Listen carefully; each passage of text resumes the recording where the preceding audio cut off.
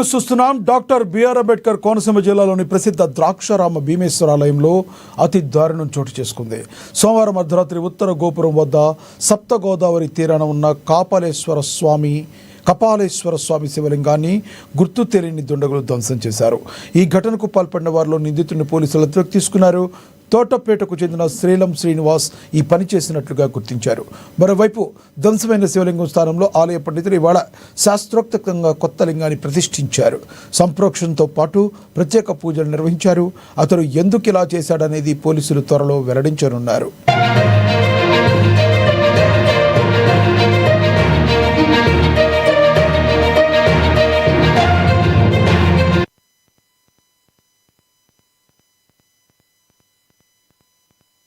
ఓం నమ శివాయ.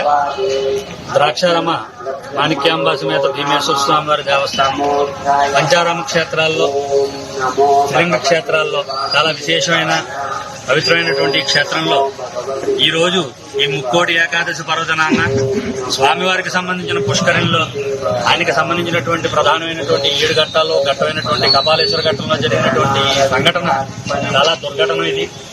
ఇటువంటి సంఘటన ఇటువంటి ప్రముఖ దేవాలయాల్లో జరిగి మన హిందూ సాంప్రదాయాల్ని, హిందూ మతం మీద ఉన్నటువంటి విశ్వాసాలని దెబ్బతీయడానికి చేసేటటువంటి కార్యక్రమాలు ఏనాడు కూడా క్షమించదగినవి కాదు.